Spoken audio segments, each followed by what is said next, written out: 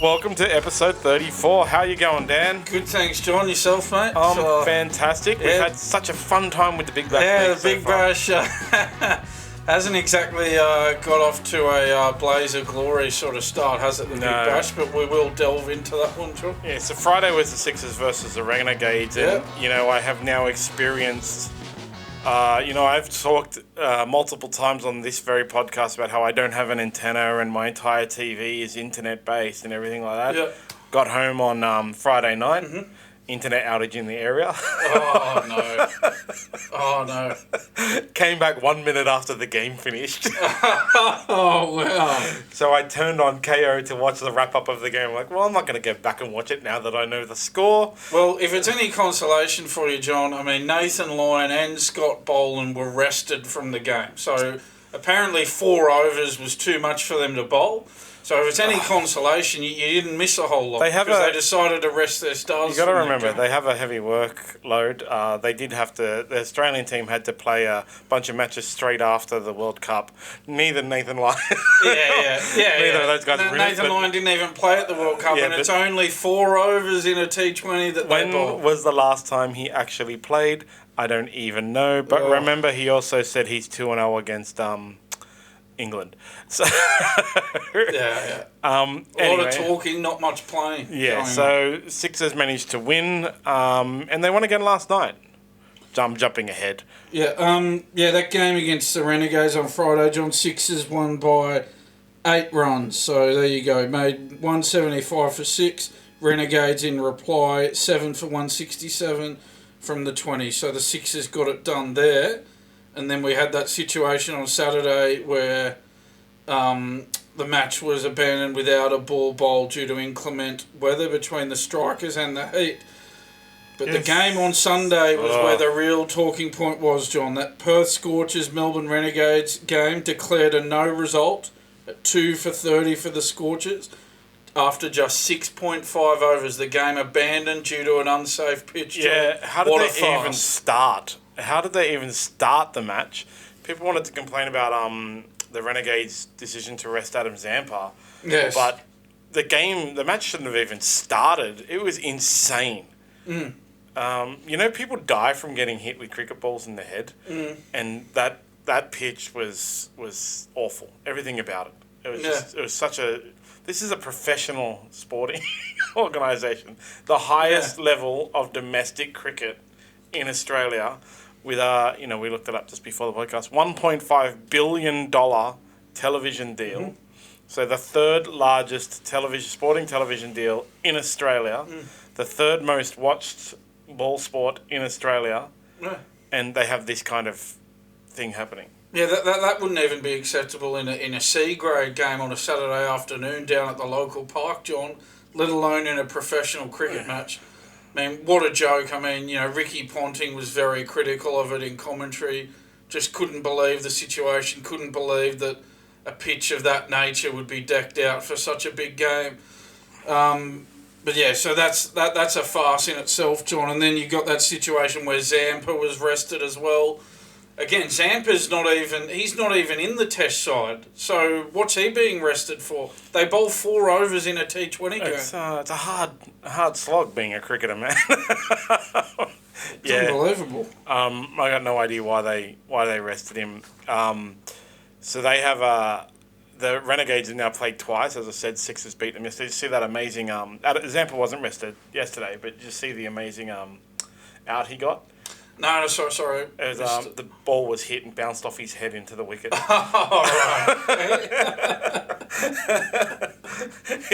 His blood coming out of his face and stuff like that. Oh, wow. It's pretty like terrible. Maybe they should have arrested him because it's pretty terrible footage actually where, I can't remember who he was bowling to, but the ball actually was struck.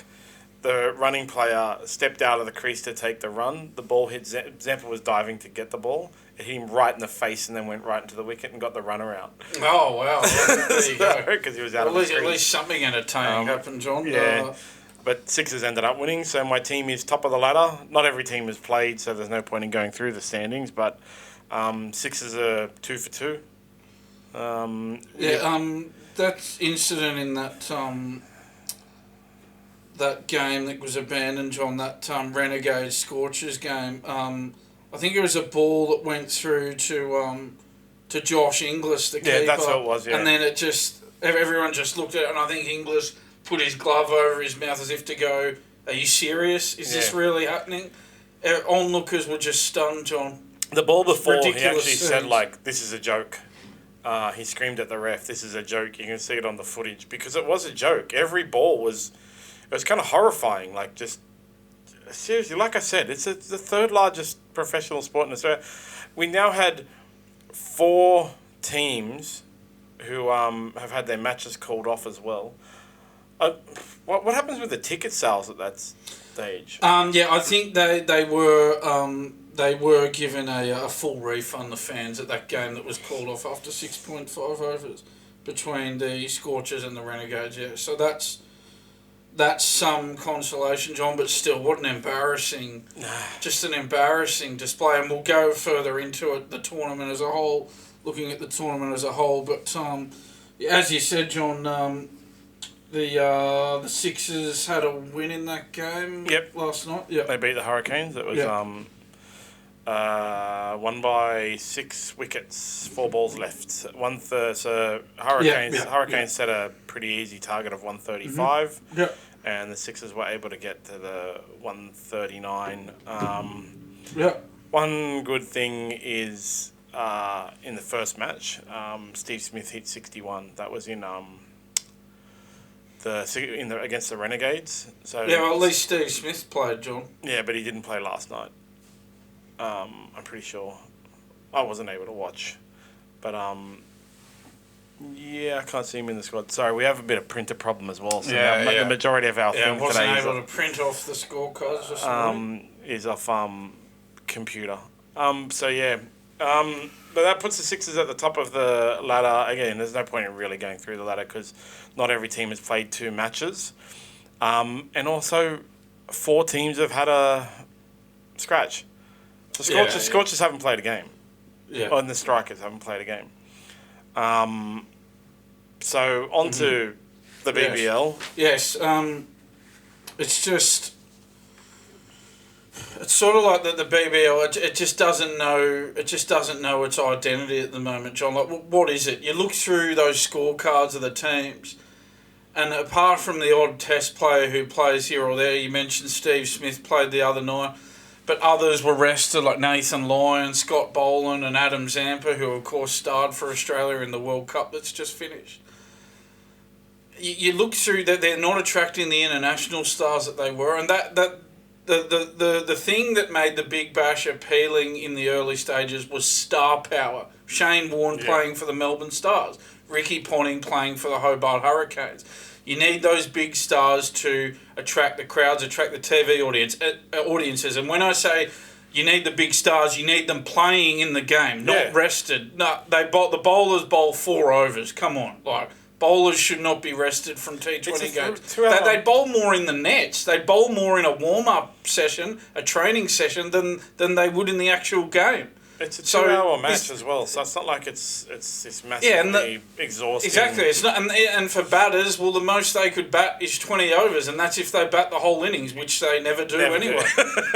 So the idea that players need to be rested from T20 games, I don't care that there's a test coming up on Thursday, John. I mean, it is Thursday, right? It takes so little out of these players that if they're in the squad and they're not actually playing in a test match at that time, they should be playing all these games. Yeah, why, like Zampa being rested, like I said, it doesn't matter that Zampa was rested because we got different news out of it, actually. Yeah. Like the news of the pitch overcame the fact that... it's sort of got overridden that news. But, I mean, it's not like we're going to get to the test match on Thursday, John, and if we're on day 5 and the bowlers have had a hard toil, no one's going to sit there and go, oh, you know what? It was because he bowled 4 overs in that T20 game on Saturday night. That's why he's so tired at the back end of this test match. I mean, that's just a ridiculous... No, it's going to be 5 days sitting out in this 40-degree heat that's currently on. And there's other issues as well, John. I mean, these DRS referrals, they're taking forever. These games are finishing after 11 p.m, John. How are you supposed to get kids interested when the games are finishing so late? I mean, it's hard enough for us to stay up that late and watch it. All my kids have got to go to school as well. Because the matches are like every day. Yeah. And so, you can't have... The T20 is the most exciting form of cricket. Nobody can deny it has the potential to be the most exciting because it is. Batters don't care if they're going to get out and they'll just smash the ball. And, then you have all the flashing lights and the sirens and the power plays and the excitement. It's like the NBA of the cricket world, Yeah. But, adding in too much technology, you go through it in every sport, like Rugby League and stuff like that. Adding in too much technology that slows the game down detracts from that excitement. The games are exciting because they go quickly. Yeah. A lot of action, but all these pauses and stuff. Like you said, it's a 2-hour game. Keep it to a 2-hour game. Exactly. And the number of times they run out drinks and gloves for the batters. Why do they need drinks to be... The game goes for 2.5 hours. You can wait till the half-time break for a drink, or wait till the end of the game for a drink. Drinks shouldn't be allowed to be run out. And gloves, they keep needing to bring out new gloves. No, you've got your gloves. Keep your gloves. Why do you need new gloves? You might need a new pair of gloves in a test match when you're out there all day in the searing heat. You don't need new gloves if you're playing for an hour. Yeah, and then it's exactly 2.5 hours, and it's only an hour and a quarter for each innings. Yeah. So if for an hour, and you can keep your gloves. No one is out there for an hour as well. This is the main thing about it. The maximum a batter should actually be out there is for an hour, right? Because they're batter number one. They're the opener, and they don't get out. But nobody doesn't. It's a double negative. Nobody doesn't get out in T20 cricket. So really, they're out there for 20, 30 minutes at a time. Not even. Some of them are out there for 5 minutes and they've hit 60. If you're a batter in T20 and you get a quick 30, you've done your job. Yeah, and you get out. Yeah, you're out there for 15 minutes, man. You're Bowlers out there for bowl 4 overs, 1 or 2 overs and stuff like that. So the score from last night. And they just allow. And the captain talking to the bowlers about field placements all the time, just holding up the game.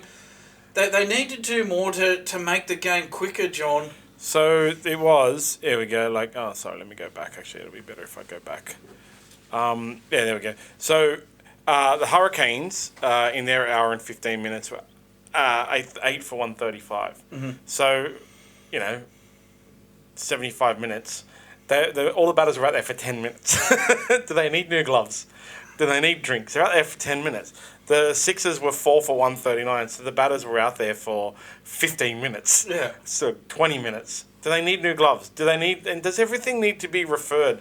Too much technology slows the game down. And I know the Big Bash League is relatively new, but surely somebody is looking at it and going where it was to where it is now, with viewership, attendances especially, and going, what are we doing wrong here? It's obvious what we're doing wrong here. 5 years ago or 7 years ago or whatever it was when it started. When did it start? Maybe 10 2011? Yeah, 10 years ago, far out. We were getting 30,000 people to the matches. We had all those, Adam Gilchrist, we're going to do our thing later. Adam Gilchrist, being amazing. Like I said, Ricky Ponting, Shane Warne. I was watching highlights of the T20. Here's the thing, I was looking at T20 highlights, and I watched the highlights from the matches now. And in my YouTube, you might also it showed, Shane Warne highlights. And I went to that and started to watch old school highlights over modern highlights. Because it was so much more exciting to see Shane Warne screaming obscenities at a batter. You watched it, you were entertained by it. And I remember watching these matches. But now I don't watch... I don't watch anywhere near as much Big Bash League, and everybody is the same. Because it's not because we don't want to. It's because it's boring. Yeah. That's right. It's not exciting. And that's the thing, John, back when this started, we talked about when this started, 2011. Before that, there was no real interest in, domestic cricket in Australia. No one cared about the Sheffield Shield. No one cared about the 50 over 1 day competition. The Sydney Morning Herald used to you pay $55 for a yearly subscription, and they'd give you 2 Sheffield Shield tickets with that. That's how little value there was to it. Yeah, exactly. And that's the thing. So this started, and it had something different about it. It gained popularity. But you can't then, after that initial surge in popularity, you can't then get complacent with it because you could see what the state of the other state competition. Yeah. And that's what's happened. They've got complacent. They can't attract international superstars anymore. So now it's just a glorified state cricket competition again. It's gone back to what, the Sheffield Shield is and the 50-over Marsh Cup, I think it's called now, is. I wouldn't even know. That's the thing. That's what it's turned into now because they don't have the star power and there's all these delays and the competition was too long. I know they've shortened it now. But there's all these problems and that they just think people are going to put up with this. I mean, there's every reason to think now that they should just abandon the Big Bash. Yeah, I think so. And just make Test cricket day-night cricket and forget about... What if they at the end of this season, John, if they turned around and said, all right, we're abandoning the Big Bash, would anybody care? I wouldn't. I don't think you would. No. I would have 10 years ago. I would have been would have so when upset. Shane Warne was playing. And Ricky now Ponting was playing. There are players of that popularity in Australia that could be playing, but they're all being rested and things like that. Why is Nathan Lyon being rested? What has Nathan Lyon done in the past? Yeah, he didn't even go to the World Cup. Yeah. He played in the Ashes. He didn't go to the first 2 games in the Ashes. He's got a test match coming up, but it's 4 overs for the bowler in a T20 game. As I said, he would bowl more in training. He would bowl more balls in the nets in training than he would out on the field in a 2020 game. Yeah, I really hope they sit down and do a review. I love the review. As you know, everybody knows we love reviews, but they need to sit down and do a review and go, what have we broken here? And what you have broken is you're allowing all of the players that everyone wants to see to sit out.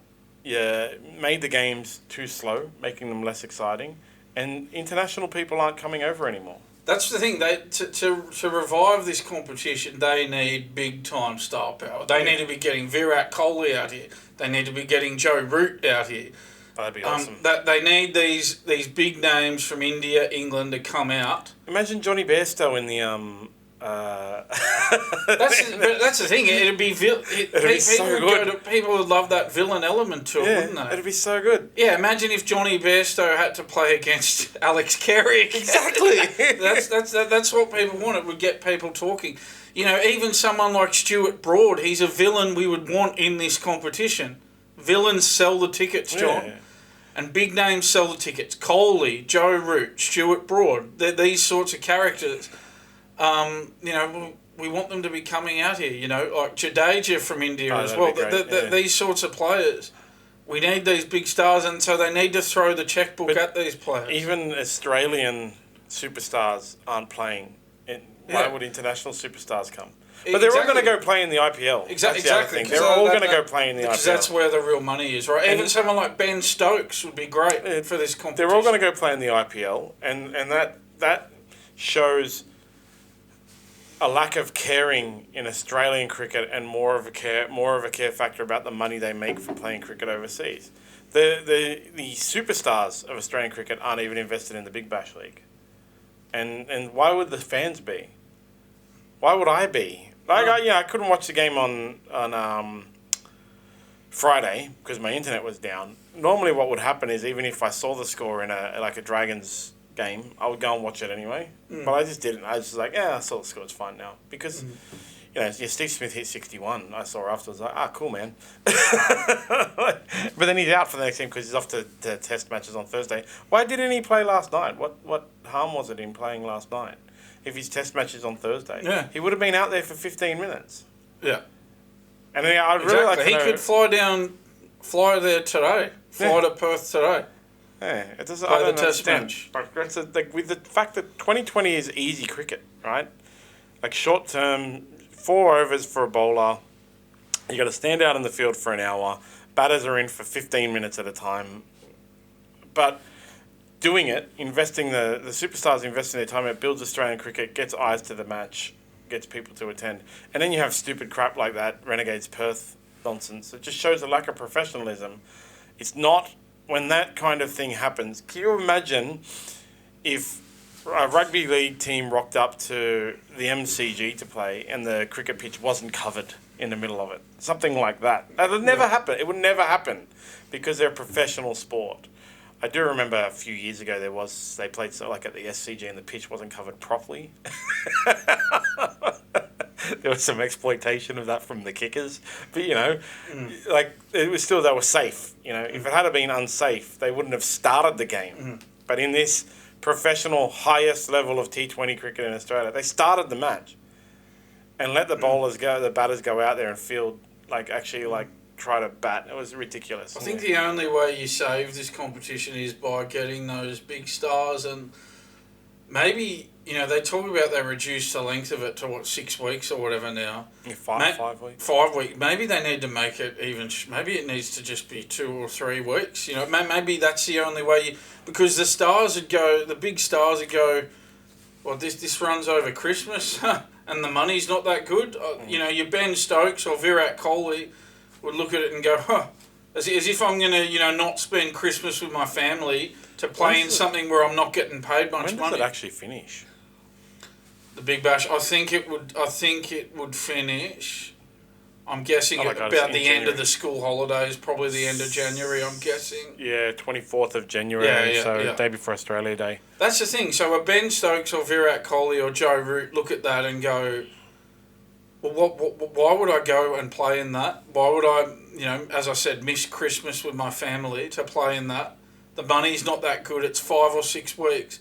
If you made it 2 or 3 weeks and you just ran it, as soon as the World Cup finishes, you start it shortly after, and then you just run it until the Test matches start. And then everybody gets home for their Christmas and everything. You get the big stars out here. You pay them good money to play. They're going to have to look at something like that, John. Otherwise, they're not going to get these big names, and this competition's going to die very quickly. How long is the IPL? I bet you get millions and millions. That's the thing. I think the IPL runs for about, maybe between 6 weeks and 2 months, something like that. But yeah, you get the big stars because you pay the big money. It's running, I think it's usually running sort of April, May, that sort of time. Yeah. So, you have no issue there. They run it after the Australian summer finishes and before the English summer starts. So, you never have the issue of the big name players not being available with the IPL. And we're at a point now where they go out of their way to make themselves available anyway because the money's so good. Absolutely, they do. Anyway, well, that's the end of our Big Bash League. We'd have to say something needs to be done. Otherwise, it's definitely going to turn into what is it called? Rugby. That's it. The Big Bash League will turn into rugby. The other domestic cricket in Australia is pretty much rugby as it is, or worse, the one step below rugby. And the Big Bash League was the last holdout. So Kerry O'Keefe seems to agree with us. He's weighed in, John. He said he thinks that that Australians have lost their love for cricket. He was saying that he was really frustrated, and he mentioned Aden Fanua-Blake in particular. He said, why are we talking about what Aden Fanua-Blake's going to do in November? Why aren't we talking wall-to-wall about cricket? Australia's just won the World Cup. Mitchell Johnson's just given it to David Warner in a very entertaining newspaper column, John. And so Kerry O'Keefe going into that whole, as I said, we're talking about the NRL in November. Yeah, we always have NRL. And it is because of exactly the same things. Like, because the games are too long, there's too much delays, the players are like divas, the superstars don't play in the matches that we want them to play in. Yeah. And I love Kerry O'Keefe, but he said, this was his quote, he was talking to a radio station and he said, when I hear sports talkback people on other stations, it's early November and they say, I can't wait for round 1 of the NRL. Please, give yourself an uppercut. What is going on? He said. It's cricket's fault. It's can you blame... I know I love Kerry, but come on, Kerry. Can you blame people for saying... Yeah. We're saying that, John. Yeah. We are. We're saying... At the moment, John, we can't wait for the NRL to start here. I reckon we really can't. It's actually misleading. I don't think Australians have lost their love for cricket. I think Australians have lost their love for our cricket competitions. Because of those things.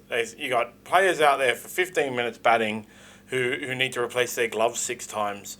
You got the DR, the technology being involved in slowing down what's meant to be the most exciting form of cricket. You got players not wanting to play in the Australian domestic competitions, who will go overseas and play in the IPL or other international competitions. Because there's more money there. If the players aren't invested in the Australian cricket, why would the fans be invested in Australian cricket? And that's what I mean. Like, I don't think we've fallen out of love with cricket. Everybody loves the idea of cricket and loves the fact that Australia is a cricket company. It's that the cricket organisations and the players who play for them don't promote it. So why the hell would we watch it? John, if I had to narrow it down to one moment in time where I think the decline started, I think that when Shane Warne and Glenn McGrath retired from Test cricket, I don't think cricket's ever been the same since. And that was in 2007, so 16 years ago now that those two retired. And then after that, the next year, or a year after that, Adam Gilchrist retired. And then I think 4 years after that, Ricky Ponting retired. So the Warne-McGrath retirement, I think, was the start of the fall. Then the other absolute legends sort of dropped off one by one. And I don't think cricket's ever recovered from that, John. And to be honest, I feel like cricket will never be the same as it was when, particularly Shane Warne was at his best. And those guys that you mentioned were guys that were loyal and dedicated to Australian cricket. So you talk about like 2007, Shane Warne retired. IPL started in 2008. Yes. And the people that were around then coming through, instead of caring and staying like Gilly played in the Big Bash League right up until his retirement, basically. But those guys, the other guys, not the Shane Warnes and the Ricky Pontings and the Adam Gilchrist, they are not invested in Australian cricket. And the changeover that you're talking about is all about like I said just now, like it's the players. That was the end of the era of players that were fully invested solely in Australian cricket. They loved cricket, but they loved Australian cricket more. What it seems to be now with the current crop is they want to play cricket, and they want to play cricket for whoever gives them the most money. The Big Bash League hasn't stopped paying people the same amount of money. They have the wages haven't gone down as far as I know, but there's less and less superstar players in it because you've lost those players that just want to play Australian cricket and want to invest in Australian cricket and build Australian cricket and just only care about Australian cricket. And I remember, John, when Shane Warne retired, it was that series where Australia won 5-0, that 2006-2007 Ashes series, where Australia won 5-0. And because Australia had lost the Ashes for the first time in 18 years, the previous year in 2005, Warne made it his mission to get the Ashes back, and he said, I'm not going to retire till we get the Ashes back. Then Australia go 3-0 up in that 5-test series, and Warne goes, right, I'm going to retire at the end of the series, I'll play the Melbourne Test, I'll play the Sydney Test. John, I had friends who, at that time, flew down to Melbourne, flew interstate to watch his farewell test at the MCG. John, David Warner says he's going to retire at the end of the Test summer. Can you think of anyone in Australia who would fly interstate to watch David Warner's farewell test? It just wouldn't happen, John. No, I'm sorry, it would not happen. He doesn't give... I'm a big David Warner sympathiser. But he is just the same as every other player. No one's going to fly down to watch Steve Smith's farewell tour. No one's going to fly. There's not a single player. That's the thing. It's not limited to Dave. Please don't think I'm picking on him. It's just I'm using him as an example because he's a player and he said he's going to retire at the end of the test. And again, because they don't invest in us, so why would we invest in them? I'm not talking about monetarily. I'm talking emotionally. They don't show their love for Australian cricket or the Australian cricket fans. Why would we invest in them? Yeah, and again, if it was Steve Smith, if Steve Smith had announced that he was retiring at the end of the summer, obviously he hasn't done that, but if he had, it would be the same deal. No one would go. Doesn't matter who it is. People might go, but there's no way they'd go interstate. No, definitely not. That's the thing. They might go interstate just to watch cricket, but not because Steve Smith is retiring. Yes. Or anyone. Yeah. Pat Cummins, I don't know who else is there. Adam Zampa, he's like 50 years away from top. But yeah, it's solely to do with that, I reckon. It's the fact that the players and the organisations aren't invested in Australian fans. And then there's this thing, right, where they will say, like, why would we invest in Australian fans when they don't invest in us? But it's not a chicken and egg situation, to be honest, because your job, that's what you are paid for. You're paid to play for Australia and in the Australian leagues and things like that. You have to show, when you are famous, you have to chase and give to your fans. That's what you give back. The fans give you investment in their love, their money, their time. You have to give back the investment in them by playing for them, by being good to them. And none of the Australian cricketers do that now. And how much does this issue of Australia not being allowed to really show any pride towards our country, how much does that have to do with it, John? People aren't even allowed to celebrate Australia Day anymore, John. It's because of social media as well. You can't show any national pride anymore. And it seems like this is filtering, because cricket is so, and this is a disadvantage that cricket has, because the main source of cricket is the internationals and having that national pride. Well, it's not the same with the NRL or the AFL. The NRL, the AFL, you have your tribal team that's in your suburb of birth a lot of the time. See, we Australians just copy America because of social media. And even the things like take a knee during the anthem and all that kind of stuff like that.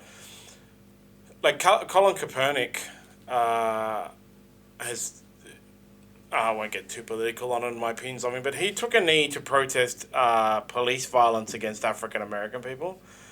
And people like in Australia and in other countries as well, but in Australia, 'cause we're talking about Australia, jumped on board of that like protest and tried to like protest the anthem to say it's not like this friendly and it's like to whatever their reasons for, like, and that has it's ruined Australian pride in sport. Yeah. I've been to many years ago when you were allowed to like celebrate Australia. I was young and dumb. When I went to an Australian match in a rugby league, like I said before, it was packed. It was a Tri-Nations. It was packed, like fully packed, sold out. We paid like expensive money for tickets that were in the nosebleeds, right? And as we were approaching, like it was the first time I'd ever been to an Australian match. I was like, I'm not going to sing the national anthem. It's lame, like fully lame to sing the national anthem. But when you had 35, that was at the SFS, like 30,000 people stand up and sing the national anthem. The overwhelming feeling of patriotism came and inspired us to do. Me and my friends did the same thing. But now, like actually, first of all, I go to an international match and there's only 16 people there. But it's like you're not allowed to be patriotic and not allowed. So there is no feeling. Yeah. The national anthem comes on and some people sing along. Yeah. But it's sometimes celebrated to ignore it and sit down and continue eating your meat pie and going on social media and bragging about how, like, look at all these losers singing the national anthem. So, that does come into it, especially in cricket, because cricket is the international sport. It's a world game. Sheffield Shield, when I was young, like a kid, no one wanted to go watch it. But you'd go. Some people would go, but it was never popular. And the internationals were the popular thing. Big Bash League was the exception to that. Big Bash League was a thing that it was domestic local cricket that was super popular, and it's been ruined. It's just been ruined. I hope they can fix it. It's the fact, it's just that fact, as I said, you're not even allowed to celebrate Australia Day now. Like back in the day, there'd be an Australian cricket match on Australia Day without fail, and you'd look forward to it. You'd go to your mate's place, have a few beers, have a barbecue. I'm not sure exactly, John, but I think in the last couple of years there was even talk that they weren't even going to play, and Australia weren't even going to play a game on Australia Day because they didn't want to offend people or something. They weren't allowed to listen to the Triple J Hottest 100 anymore. Yeah, no Triple J Hottest 100. These social justice warriors have just ruined the fabric of this country, John. Yeah. And it's only going to get, if we think it's bad now, imagine how bad it's going to be in 10 or 15 years from now. It's very depressing and it ruins cricket, honestly. And cricket is so, Anyway, let's move on to something good and fun. It's time for... Oh, yes. Honestly, it's just our opinion, guys, which surprisingly is in the cricket this week. Ooh. Yes, John, we did our favourite NRL teams in our last podcast, so I thought in this podcast we'd apply the same to cricket. So do you want to go first? Yeah, I'll go for my 11. So I got some players out of position here, but that's all right. Position order. So I just basically named my 11 best players and tried to stick them to their order as best I can, but some of them are out. Number 1 is Matthew Hayden. I love Matthew Hayden because he used to just love smashing India all over the park. Like he has so many like records for an Australian male cricketer against India. 30 centuries in 103 tests. Absolutely amazing batsman. Then my next one is Ricky Ponting, who I think is the greatest captain in Australian history. He's also the last of the great captains. Since Ricky Ponting's retirement, every single captain, there's been controversy around, there's been issues with Australian cricket as a whole has gone on a slide. It seemed like a lot of... sorry to go off track slightly, John, but it seems like Michael Clarke taking over as captain seemed to... It threw a lot of people offside, John, and a lot of those people haven't come back. Yeah, he's the last of the great captains. Yeah. He was the first batsman ever, first male batsman, I don't know about female, so I better just be male, to score centuries in ODI cricket against all test-playing nations. Okay, they removed some of them later, for some unknown reason, but anyway. He also scored 242 against India in a losing match, which showed just how much he would put it out there and try and do the basically Glenn Maxwell and win no matter what. Yeah. Then I got Steve Smith, who, even though sometimes I'm very critical of him, especially being rested last night, but he's just one of the greatest batsmen in the history of the game. Mm-hmm. As we discussed last week, he holds the second highest average for an Australian male batsman. I'm just saying it in a funny voice because that way it'll sound like AI added it in. But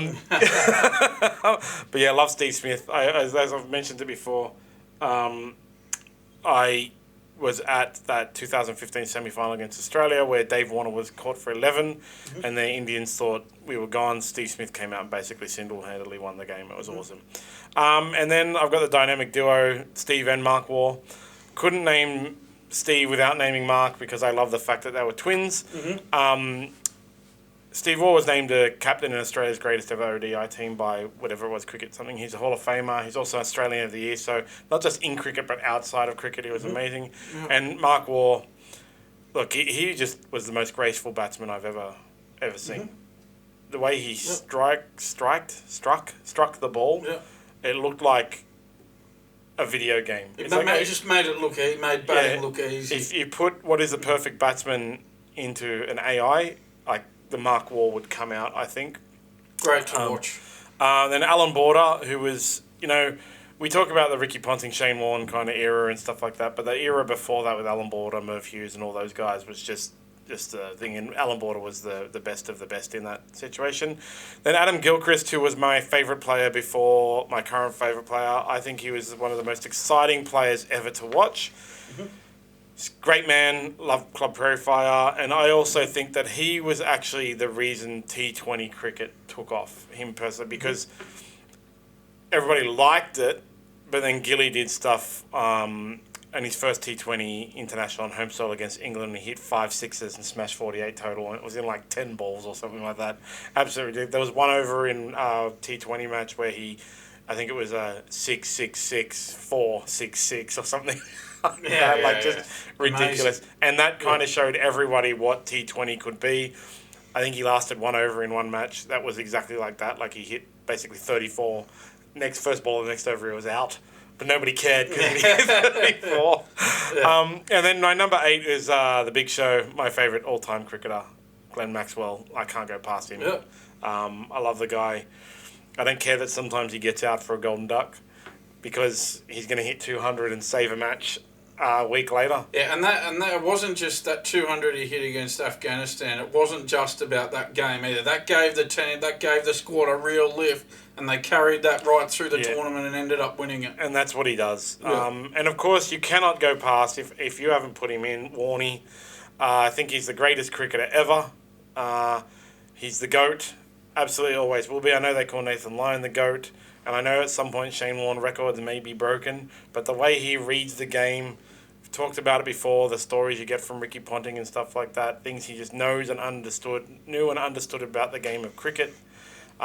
He will always go down as one of the greatest Australians to ever live. Nathan Lyon's a great bowler, but there's just no way that I would ever be able to put Nathan Lyon ahead of Shane Warne, John. Then my number 10 is Glenn McGrath. I feel bad for Glenn McGrath because up until only a few years ago, he actually was the guy that held all the records, and now they've just been getting smashed because of the changes to bat, the reduction in the size of fields and stuff like that. He had a record that was 7 for 15 against Namibia, which was previously the best figures in a World Cup. And he previously had the most wickets in a World Cup. Okay, so he also had the funniest record, which is the most ducks in Test cricket. But he also held the record for the most duck dismissals in world cricket. As I said, he used to be the guy that had all the records, and I think the changes to the game and the way it's played and the technology and the massive tree trunk bats that they're using now, reduction in size of fields, changes to the pitches and the way they make the pitches. The main reason Glenn McGrath has lost a lot of his records, and if he played in today's era, he would still hold all the records. All it would be was he breaking his own records. And my last one, Brett Lee. I love the way Brett Lee would be so tactical in a single over. He'd throw balls to make the batsman adjust their stance, like a whole bunch of like bounces or something like that, and then give this exact same run up, and it'd be a completely different ball would go. And he'd get outs like that. There's so many highlight reels of Brett Lee bowling 4 balls in a row that all look the same, but the fourth one is actually a completely different ball that gets them out. And I just love the way he would do that. He did it so often, and it's one of those things I've talked about in sport before where everyone knew he was going to do it, but you didn't know which one of the balls would be the different one that would get the bowler out. He also had the ridiculously fast ball. Yeah. Like, and then he went on to be a Bollywood actor and everything, which I think is cool. So that's my 11. Basically a bunch of guys that I really loved, the way they played and the way they behaved as well. You'll notice there's only one modern player in it, because it just goes back to everything I constantly talk about, or 2 modern players constantly talk about with cricket right now that has ruined the game.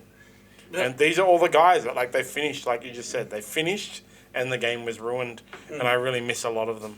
Yeah, I think we all do. Yeah. It hasn't been the same since. So how about yours? Yeah, so John, okay, my 11, my opening batsman, Virender Sehwag from India. An explosive opening batsman who could take the game away from any opposition. Fitting that he was inducted into the ICC Cricket Hall of Fame this year, John. I'd love to have him at the top of my order. Partnering him in as an opener, Michael Vaughan. Oh, okay. I always felt like he was one of the few players of his era who could trouble Australia, John. He made 633 runs in the 2002-03 Ashes series, including 3 centuries. That performance saw him ranked as one of the best batsmen in the world. Of course, he captained England to that very famous 2-1 victory in the 2005 Ashes series, John. And as I said before, that was their first Ashes victory in 18 years. So I tossed up between him and Ricky Ponting. Actually. Oh, right, okay, yeah. That's my thing. I was like, I'm very happy with my opening partnership there, Sehwag and Vaughan. Okay, number 3, John. We've got a bit of crossover here. Ricky Ponting, and he's my captain. He's number 2 on the all-time Test run scorers list with 13,378 runs. I'll never forget that 140 not out he blasted in the 2003 World Cup final, John. He was player of the match. I'm using the politically correct term, not man of the match, John, even though he is a man. And the other men, only men played in that match. But anyway, I'll say player of the match. That innings was symbolic of Ponting's career, John. He was a born winner who always delivered for his team when it mattered most. So he's my number 3. Number 4, more crossover, John. Mark Waugh.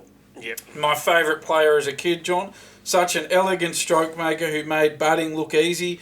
He was the player you'd pay good money to go and watch, John. Yep. He didn't do himself justice by averaging only 41.81 in Test cricket, though. Should have averaged 45, John. He did play at a time, though, where the bats weren't as powerful. The boundary ropes didn't exist. You had to hit the fence or hit over the fence to hit a boundary. and the pitches were more bowler-friendly at that time. So he's my number 4. Had to have Mark Waugh in there. Number 5, Johnny, I've got him out of position, but I've got him in the team. Steve Smith boasts a remarkable test batting average of 58.61, John. Who could forget his remarkable performance in the 2019 Ashes series? He made 774 runs at an average of 110.54, John. Just extraordinary. It's been described as one of the best batting performances of all time. So Steve Smith gets in my team at number 5. I had a bit of a hole to fill at number 6, John, so I've gone for, guess who? Don Bradman. His test batting average of 99.94 could be the greatest statistical achievement in the history of sports, John. Given how far in front he is of number 2, you could argue he's the greatest sportsman of all time. Maybe that's another argument we could have saved for another day, John. Number 7, Adam Gilchrist. I couldn't pick any other wicketkeeper, John. I had to copy you on that one. Before Gilchrist came along, it was acceptable for the wicketkeeper not to be able to bat. Once Gilchrist arrived as a once-in-a-generation keeper batsman, it was no longer acceptable for a keeper not to bat. Gilchrist changed the game, Jordan. Yes. My bowlers now. Shane Warne. What can you say? The first player picked in my team, John, a freakish talent with a unique skill to spin the ball from one side of the pitch to the other. He was box office on and off the field. There was never a dull moment. We will never see the likes of him again. 708 test wickets, the ball of the century to Gadding in 1993, that ball to Andrew Strauss in the 2005 Ashes series. He's the best bowler of all time, John, the best player in the best team of all time, one of the 5 Wisden cricketers of the century. He'd left his mark on the game forever. Okay, my pace bowlers. Mitchell Johnson. Very topical, just because he's funny. Yeah, very topical, John. Doesn't matter how good he is, To be honest, it's not just because of his ability as a newspaper columnist, John. I did like him as a cricketer as well. Every team needs a tearaway paceman, and Johnson is just that. He transformed from being a player who lacked confidence early in his career to a firebrand paceman who opposing batsmen genuinely feared, John.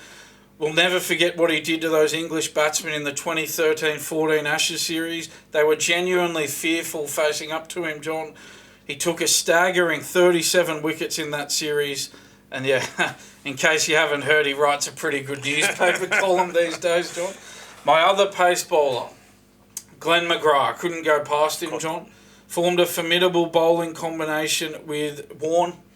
1,271 test wickets between them. Australia were unbeatable with those 2 in the team. His accuracy as a bowler was remarkable. He hit that off-stump line with stunning consistency, John. Okay, I'm picking a second spinner in my 11, John. So I'm going 2 pacemen, 2 spinners. I'm going with Stuart McGill. Oh, wow, okay. Never really got the credit he deserved, playing out his career in Warne's shadow, obviously. But he got huge turn on the ball. He took 208 test wickets, exactly 500 less than Warne. I think that tells a story in itself, John. But he certainly never let his country down when he was called upon. And, John, my 12th man is Kerry O'Keefe. I never saw Kerry play, but I'm giving him the honour of carrying the drinks. His storytelling at team dinners will keep my team's morale up, for sure, John. Love there it. You go. One of the things about Shane Warne that I always forget is he holds the 708 wickets and he was suspended for 12 months. Imagine what would have happened if he hadn't have been suspended for 12 months. Yeah, exactly. It'd be uncatchable. Awesome teams. And we had a lot of crossover, so it just kind of tells you. Yeah. And, you know, again, like you didn't name a lot of people from modern era. And that's the thing with the modern era of Australian cricket. These guys aren't going to go down like Dave Warner. Dave Warner. No, they're not going to go down as legendary cricketers like some of the guys from the previous 2 eras of cricket. And it comes back to the fact that our cricket players, Australian cricket players, no longer play for the love of cricket in Australia. They now play because they play cricket and they want to make as much money as they can from cricket. If I'm wrong, that's the attitude you're putting off to all cricketers.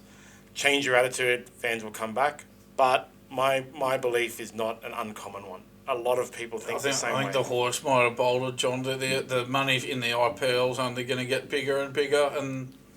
But so that's like Shane Warne would go play the IPL if he was playing today. Ricky Ponting, Adam Gilchrist, they'd go play the IPL, but they'd make sure they'd be here for the BBL, and they would make sure that they were here for Australia, and they would make sure that everybody loves Australian cricket. That's the main purpose of those. Again, like, I don't know these guys, but this is the demeanour and the attitude that they put off to the fans.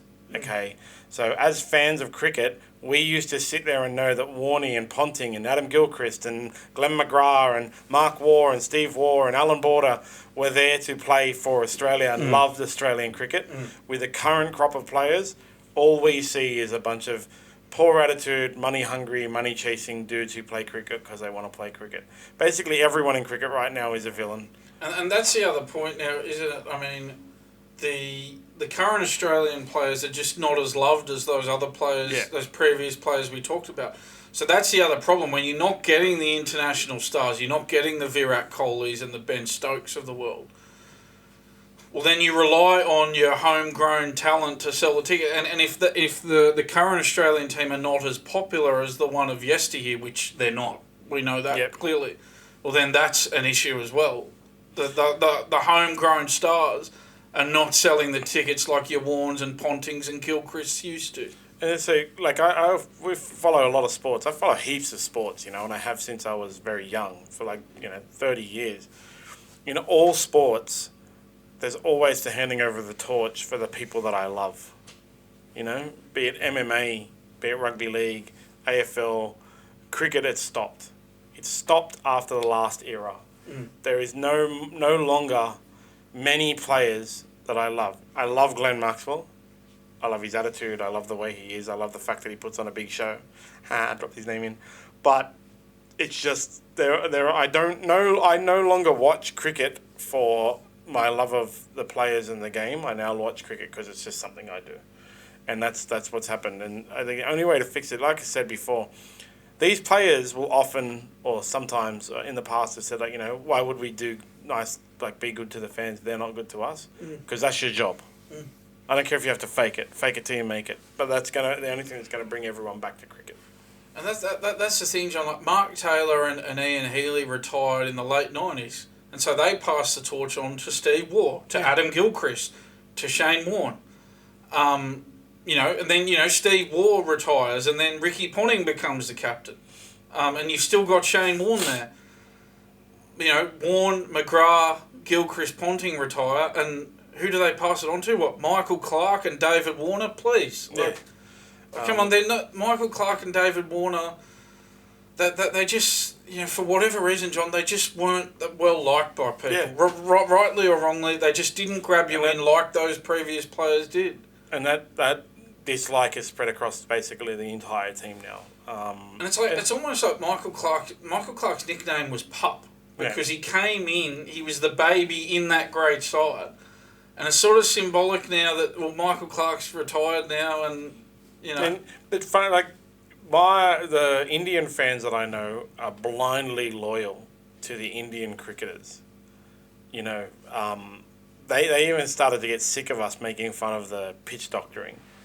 And they would justify things like flipping the coin far away. But for Australian cricketers, we'll be like, yeah, they're cheats. It's cool, man. There's no longer blind loyalty in cricket, and that's because of the players. Anyway, so it's good cricket conversation. Yes. Cricket will continue, but we can always move on to rugby league. Yes. James Maloney met someone at a kebab shop or something was what I read. Yeah, I think it was a chicken shop. So I was thinking late night lamb sandwich for Maloney out on the beers. Yeah, so what was going to happen with Maloney, John? He was going to join the Roosters in a part-time role on their coaching staff. Yeah. But he ran into Isaac Moses, who's the agent for Cowboys coach Todd Payton. Yeah. And Moses basically told Maloney, look, Todd's looking for a full-time assistant coach. Are you interested? And Maloney spoke to Payton on the phone, and got the gig, John. So good luck to him. It's all about those little conversations you have in a chicken shop, eh? Yeah, I'm telling you, man. It's amazing what they can. They changed it to a chicken shop. It was actually, they were both out on the beers, and it was a late night lamb sandwich kebab shop. That's how I'll imagine it with James Maloney. I guess that's how these things happen, is because it's a lot easier to just run into someone at a chicken shop and give him a job than to advertise the position and absolutely. go through the process of, sorting through all the candidates. It's much easier to bump into someone at a chicken shop. Especially James Maloney. Yeah, exactly, and offer them the job. So that's, my understanding is the Roosters were happy with it because they actually told him Robbo told him from the beginning, we can only give you part-time. If something full-time comes up, take it. Yeah, and that's the grown-up way of handling it. And James Maloney, he and his wife had already enrolled their kids in school for the Roosters job, but now had to pull them out and move them to North Queensland. But I think you'll see some improvement in North Queensland because no matter what you say about James Maloney and the fact that he went through 15 teams, guy was a winner. The guy lifted the people around him. That's what you want from an assistant coach. The Roosters weren't going well. At the end, they had a bad year in 2012. James Maloney joins them. They win the premiership in 2013. Cronulla had never won a premiership. James Maloney joins them. They win their first premiership ever in 2016. The guy's a born winner, John. And so there's a lot of people that credited like Sonny Bill with changing the Roosters, but I think the fact that he went to Cronulla and did the exact same thing spoke volumes. I know Sonny Bill improved the professionalism of the players off field and in training, but James Maloney was the game breaker that lifted everyone. Without Maloney, the Roosters don't win that premiership in 2013. As I mentioned before, he's another guy they changed the rules for because I was at the game where he took a shoe off an opposing player and threw it into the chook pen. Yeah. Which you're no longer allowed to do, apparently. God. We gave it back, all right? Yeah. And more on the Roosters. Roosters have signed Mark Nawaqanitawazi, John. Yes, so apparently he's the best rugby union winger. It is a revenge play on rugby union for Silverliti, and there is some rumours around the fact that they got some salary cap dispensations as announced by the NRL for poaching from rugby union. We'll see how he goes. Don't know. I haven't watched anything of him because who the hell watches rugby? I'm not one of the 37 people who watch rugby union on Stan Sports. Well, the Roosters have got their revenge on rugby union. Yeah, I know my rugby union fanatic friend is really annoyed and sees it as a big loss, and I'm like, we'll see how he goes. One thing you can say about rugby union backs is their defence is astronomical. That's the things. Like I mentioned last week, I think Mark Gasnier went away to rugby union as not the best defender, came back as a very good defender. It's not just about the read, it's about the fact that he was so sticky in defence, grab onto them and never let them go, and that's what you get from rugby union because there's the ruck and maul. You can't let things go. And so Jason Demetriou has clarified what's going on over at the Rabbitohs with Jackie Whiten, boy. Yeah, he said that Jack Whiten, his intention is to play Jack Whiten in the centres, John. So there you go. That sort of puts that issue to rest now. There were calls for Latrell Mitchell to even move into the halves. I think, John, from Alex McKinnon said that. Yeah. But you'd have to say that because he would. Latrell's going to stay at fullback. Yeah, and that was the thing. Alex McKinnon said he'd put Whiten at fullback and move Latrell to the halves, but now obviously we know Whiten's going to be in the centres, so it seems like Latrell's going to stay at fullback now there, John. And I think that's the right move in that, Latrell's issue is not the position he's playing. I think Latrell's issue is being switched on mentally and being committed to the cause and not getting distracted by other things going on. Everything. Everything. He injects himself in everything, and he should just inject himself in football. Not much happened in Rugby League this week, I guess, because everyone's gone off for holidays. But what I have seen is some footage of the Bulldogs training that you'll be very excited for because they're all like off to the side puking, which is good. It's a good thing. They're training hard, and the Dragons are apparently having their hardest training. Everyone says that every year, but both have. One of them has new coach, new attitude. The other one has like I said, I totally don't count last year Cameron Serrato's coaching for the Bulldogs. So I'm going to say they both have new coach, new attitude coming in this year, and hopefully we can see some improvement. But yeah, they're doing like hill runs and stuff like that at the Bulldogs. So anyone who wants to go try some hill runs, you'll vomit after that. Yeah, the guys who used to do it at the Bulldogs, Billy Johnston and Gary Carden, you speak to people who were in and around the club at that time, and they used to just absolutely flog those players. If those players wanted to get a drink of water, they were like, no, keep going. Not until you finished. Absolutely flogged them into the ground, and it sounds like they're getting that back at the Bulldogs, which is good. One of the things that I have learnt from competition training Brazilian Jiu-Jitsu that I got from my professor Murray Yokoyama at my BJJ in Camperdown where I train, and Cremorne. Quick plug there. So if you ever want to try BJJ, come on down to Cremorne or Camperdown, my BJJ.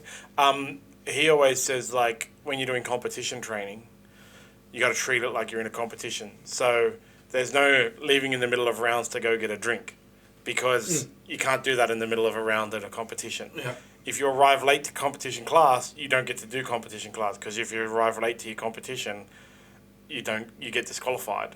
If you're not wearing a competition uniform, you can't participate in the class, and so on and so forth. So it sounds good. It sounds like that's what they're doing at the Bulldogs. They're treating it like a match. You do get drinks in the middle of games, but only at certain points, only in stoppages, only when your trainer is allowed on the field, that kind of thing. So, as I said, I hope the Bulldogs do well. Hope the Dragons do well. Hopefully our teams fare better in 2024. I want to be in here every week celebrating what the Dragons and tipping the Dragons. Yeah, sorry, Kerry O'Keefe, we are talking about the NRL in December. So yeah, not much else on Rugby League, but on AFL, we always try to bring in some AFL news. Not much happens in the AFL ever, but SEN has run another.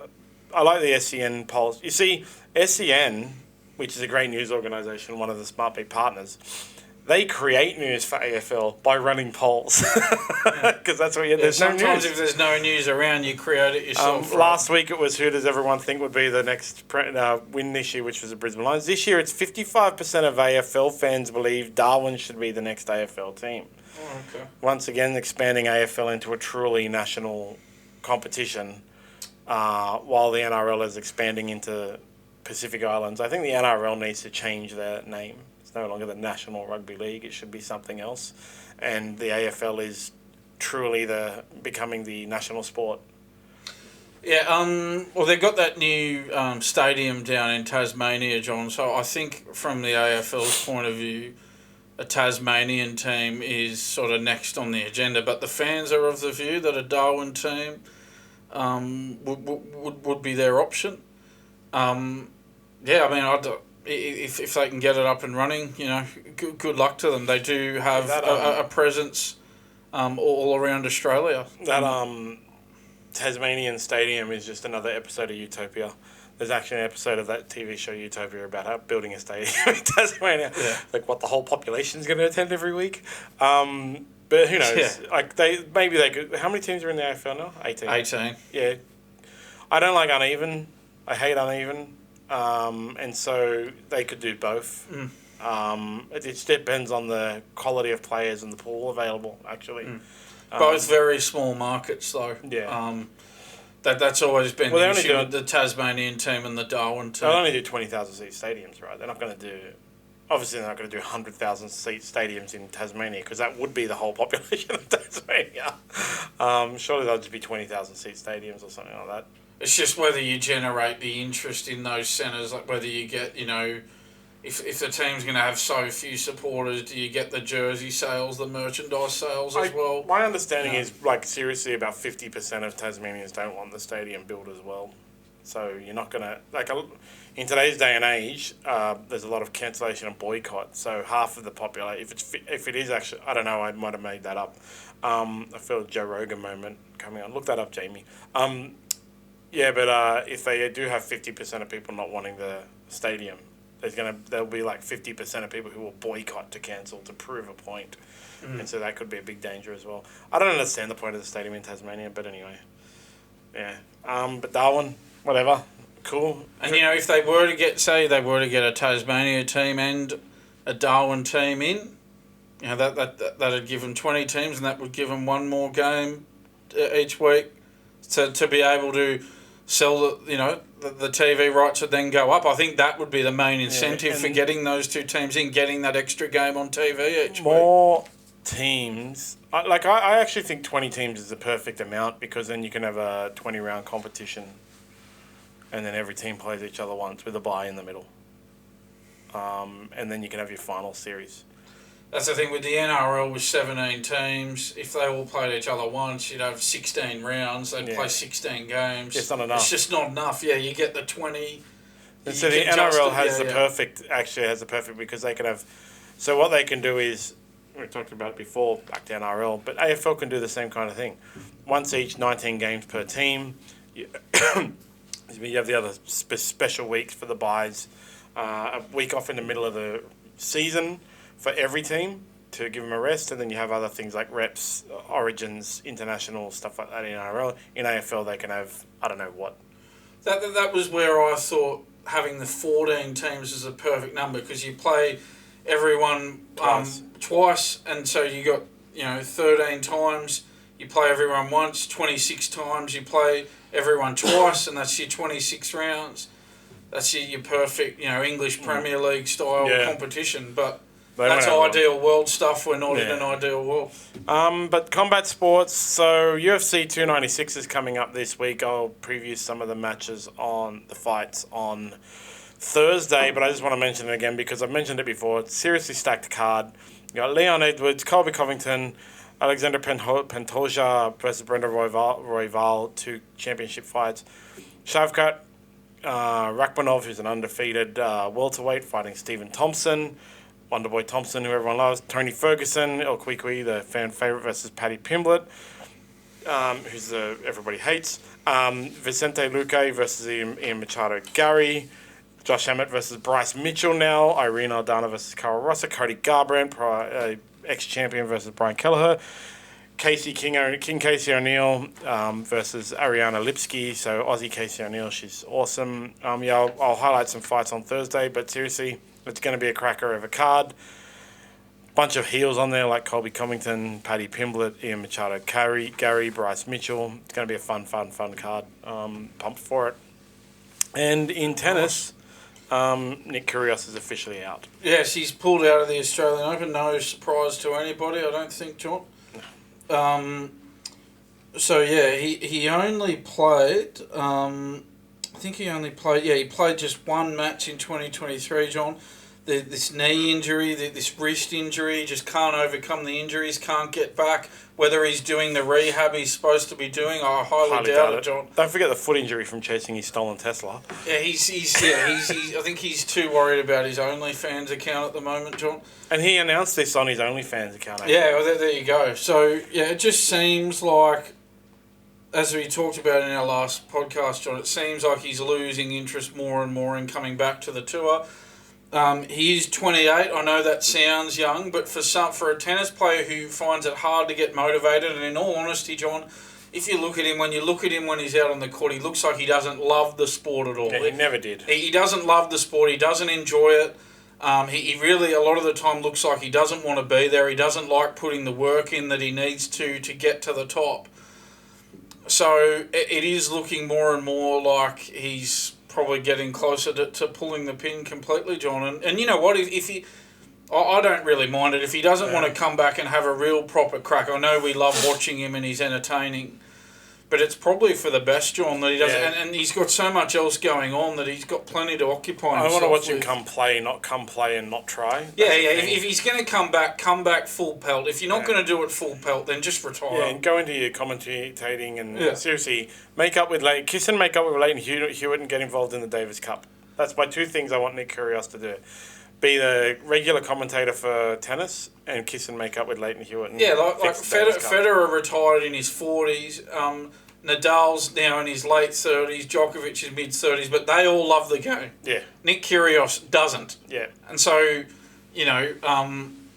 28 is old for Nick Kyrgios because he just can't be bothered a lot of the time and he's not motivated. Exactly. So for him, I think 28's a good time to retire. Yeah. On to other sports news. Yeah. Golf. Yes, I know we don't normally talk about golf, John. It's not one of our sports of strength. I love to play golf. I'm terrible at it, but I love to play it. But the only time I've ever watched golf on TV is I was so hungover once that my wife turned on the TV for me before she went shopping, and the controller was right in front of my face, and she put golf on, and I couldn't be bothered changing the channel because I was so hungover. So that's my golf. I'm terrible at golf. Yeah, so John Rahm, the 2023 US Masters champion, has officially confirmed his defection to Live Golf in a bombshell move, John, that's worth, if you can believe it, a staggering 914 million Australian dollars. It's quite staggering numbers, John. I think at first he seemed reluctant to turn his back on the PGA Tour and link up with Live Golf. But I think and to be fair to him, John, he didn't, lie to people. He came out and he was honest and said, the money was a factor. Of course it is. But I'm glad that he was honest about that, John. I don't know why all these players feel like they have to lie about that and pretend like it's not an issue. Clearly it is a factor, and John Rahm was honest about that, John. So there you go, John. He's jumped $900 million to do anything, I'd do it. He's jumped on the Live Golf trend. I don't blame John Rahm at all. Who wouldn't take 900 million? Seriously, anything. Whether a golfer should be paid, and I'm not one of these socialist people, as you know, John. I know it's not a socialist conference. I have no issue with NRL players being paid over $1 million a year. I have no issue with NBA players being paid $15 or $20 million a year, like some of them are.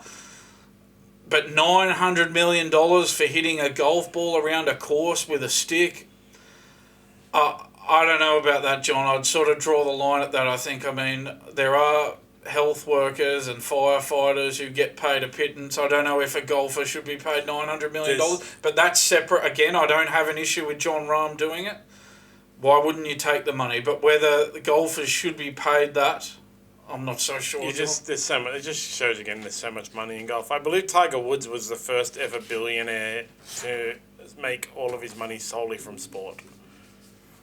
So there's just so much money in sport in golf. Like just so much money. $914 million. Wow. Yeah, I'd do anything for $914 million. Everybody on the internet. Yeah, I'll do anything. Good luck to John Rahm. Yeah. You can't blame him. He's going to be a billionaire soon. What's this? A batsman was... Yes. So, John, an interesting story for you. So, this is a bizarre incident which took place during an ACT Premier Cricket, a third grade tournament in Australia. As far as I know, they didn't have any issues with the pitch, John, like they did with the Big Bash, obviously. So, what happened, John? A batsman was given not out after the middle stump was knocked over, but the bails actually stayed intact that sucks on the stump. so much. That's the rules. If you can believe that. That's right, it is the rules. It happened during a match between Ginninderra Cricket Club and West District Ginninderra.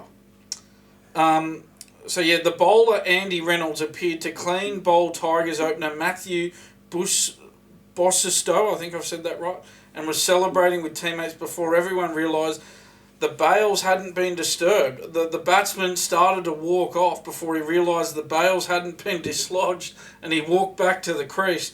After a long chat between the umpires, Bossistow was given not out as per the law. As per the MCC, the law states, the wicket is broken where at least one bail is completely removed from the top of the stumps, or one or more stumps is removed from the ground. So there you go. And that's the thing, the stump wasn't removed from the ground. It was still it was dislodged, but it wasn't removed from the ground. So Law 29.22 states, the disturbance of a bail, whether temporary or not, shall not constitute its complete removal from the top of the stumps. But if a bail in falling lodges between two of the stumps, this shall be regarded as complete removal. So there you go, John. The West District captain, Sam Whiteman, has later admitted the team wasn't happy with the decision. He said, I've never seen that before. No one has seen it happen. We all found it pretty funny afterwards. At the time, we were happy to take the wicket, and then we weren't so happy the batsman had to come back. We got him not long after, which made me happier. So there you go, John. That's the rules. Batsman stayed there, even with one stump completely removed the middle stump. So somehow the bail stayed on between the off and leg stump, John, if you can believe that. That's the rules. Next time, bowl better. So onto our social media comments, my favourite time of the day. And, of course, we're getting a lot of comments on the most overrated NRL player, even more than Latrell. So we'll start with on Facebook, Taini Bartlett, who said, I'm interested in who listens to a podcast that constantly sits there and rips on players. Must be the most negative injection to listen to. The players never put $1 million price tag on themselves. If the clubs are willing to pay it, why would the player turn it down? Oh, actually, sir, I'm worth less than that, more around the $800,000 mark. Okay. We responded and then said, watch this week's episode to see our addressing of it. And then Taini Bartlett responded, keen. So get ready, get keen. Yeah. Sorry, is it Taini, John? Taini, I don't know. Something Bartlett. Tane. All right. So Tane says, who wants to listen to a podcast that sits there and rips on players? You. Well, Tane's clearly listening to it, John. So that's that part of it addressed. And we don't constantly rip on players either. We give credit where it's due, and we give criticism where it's due. I think we're very fair on this podcast. We don't just rip players for the sake of it. We give fair criticism, unlike other media outlets who are too scared of criticising anybody. We'll give criticism where it's due and praise where it's due. As for this, the players never put $1 million price tag on themselves. We never said they put it on themselves. When they're overrated, we're not saying that they overrate themselves. Yeah. We're saying the media overrate them. Clubs overrate them by paying them a certain amount. Fans.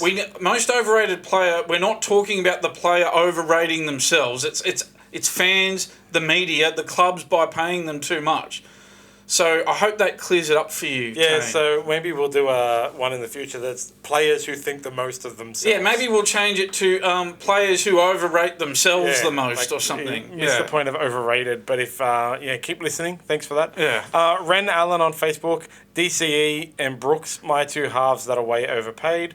I don't think DCE is overpaid or overrated, to be honest. I think what he did to the Titans was terrible, and Brooks is on $600K, which is, I think, about right. That's the thing. Brooks, I think he was overpaid at the Tigers, but now Manly's sort of got it right with his salary. As for DCE, well, I don't think he's overpaid or overrated, John, because I think if he wasn't at Manly on the money he's on, he'd be at another club on the money he's on. I agree. I would agree that DCE, Maybe he's sort of fortunate that he's playing in an era where there's not many halfbacks around, John. But he is a genuine halfback in an era where there are not many genuine halfbacks, and he is capitalising on that. But that, good luck to him. It's not his fault that he just happens to play in an era where there's not many halfbacks. There was actually a period where he didn't perform at rep level earlier in his current contract, and he's fixed that, and he's. As much as people don't want to admit it, between DC and Nathan Cleary is probably the best player in the world right now. But in a lot of regards, DCE is good enough that he's a better pick as a first choice halfback for like Australia, because he's been there, done that, and still in that same level, as opposed to like Nathan Cleary, who hasn't been there, done that. Now, when you pick it on form, you pick Nathan Cleary. But there's no way... DCE, I would say, is the second best halfback in the comp. But who else is there? Yeah. Yeah, he is. So that's the thing. We're in an era where halves are hard to come by, and so these clubs are willing to pay the big money. And again, I think the players we said were overrated, John. We went through them. I think those players we talked about would struggle to get the money they're on at another club. Yeah. And you would not say that about DCE. DCE can go anywhere for the same money. He would get that money at other clubs. So, no, I would not call him overrated. It doesn't matter what club. If the club is leading the ladder or 16th, he'd get the same amount of money because that's how good he is. So Doug Powell commented twice. We'll address his first one, which is weird. There's not one player in the NRL worth $1 million a year, not one. Maybe Reece Walsh. Yeah, I don't... Contradiction in terms there, brother, but he's not worth $1 million a year. Yeah, I mean, Reece Walsh has one good year. Yeah, DCE is worth $1 million. Nathan Cleary is worth $1 million. Tom Trbojevic, when fit, is worth $1 million. there are players worth $1 million a year, John. I think every team needs a $1 million player, and there are probably 16 players in the league that are worth $1 million. Jason Tomalolo isn't worth $1 million, but I believe he got $1 million. Ben Hunt's not worth $1 million. No way. Doug Powell again. I have never listened to a podcast. They are just some wanks, self-opinionated opinion. I'll pass. Thanks. Honestly, guys, it's just our opinion. Honestly, non-gender specific human beings, it's just our opinion. Okay, man, you listened. You commented twice. Yeah, I think Doug did listen to us, John. So there you go. We're the first podcast that Doug Powell has ever listened to. Yeah. There you go, John. Then Kylie McLean-Jackson tagged one of her friends, I guess, and said, guess the first one, Bowden Nash. I want to know if Bowden guessed it. That's the thing. Did he guess it? Because he didn't comment. It was on that video where we blew that's right. Yeah. So guess the first one. Bowden, did you guess it? Tell me. Then Greg Phillips, which is a continue on from last week when we talked about how he said Latrell isn't worth $700,000. I love this one. He said, great centre, shit fullback. In today's game, fullbacks are highly involved. Fat Trell is too lazy. Told you, best centre in the world. Greg agrees with me. His best position is centre. On you, Greg. 2 thumbs up, bro. Yeah, that Fat Trell, that's a bit childish, John. That's the typical one, because he's well known for coming back from off-season fat or overweight. Yeah. Fair enough. Yeah, that's everybody says it. That's it. I get that this sort of stuff goes on social media, John, but a bit below the belt, that one. But anyway, I wonder how Latrell's actually come back now. I'd really like to know. So on which NRL team do you hate the most on YouTube? John Vane 5240 said your mama. To which the social media manager replied, I don't think your mama is a team in the NRL. But the guys will be sure to address this in their thing. Yeah. To which he replied, I'm a Broncos supporter. I think that pretty much explains everything. John Vane, I agree. Broncos are one of the worst teams in the NRL. Interesting contribution from John Vane there. John. James Pete 3060 on the same video on YouTube said, I'd be looking at the Bulldogs cap at the moment. I totally disagree. Yeah, I think there's a few other clubs I'd be looking at before I'd be looking at the Bulldogs have got Kickow, Stephen Crichton, Reid Marnie. Yeah, Reid Marnie. Like he's put. Matt Burton. I'd say you're pushing it on those two. I think we can safely say, judging by their roster, the Bulldogs are not over the cap. Yeah. And if the Bulldogs are over the cap, well, there'd be a lot of other teams over the cap before they would be. You're trying to inject players in that aren't like Reid Marnie and Matt Burton. Yeah, that's the best I can do, John. So it's one of those things. It's like the best I can give you is also Reid Marnie. Yeah, I think there's other clubs we should be looking at. About 40 fringe first grade utilities that they've signed. And also the youngest rest of the squad in the NRL. There's no chance the Bulldogs are over the cap. No chance at all. No. And they let go of a $750,000 a year player in Vita Pengai Jr. without signing anyone. So, you're wrong, James Pete 3060. I would suggest you go look at the Manly's bucket hat, salary bucket hat, the Roosters salary sombrero. On the shot on how Pakistan can compete against Australia in the upcoming Test series, which I fully didn't remember even talking about. Was this the one where we said Pakistan needed more warm-up games going into the first Test? On TikTok. Now, TikTok's a hard comment for us because there's so many bots on TikToks, but I did find the one comment in the 99. Fantastic 1609 said, it's the same for every touring team, excluding the huge series like the Ashes. Yeah, but is right. But even with the Ashes now, even before the Ashes, there's not many tour games. England might play like one or two, but even they need more tour games going into the Ashes.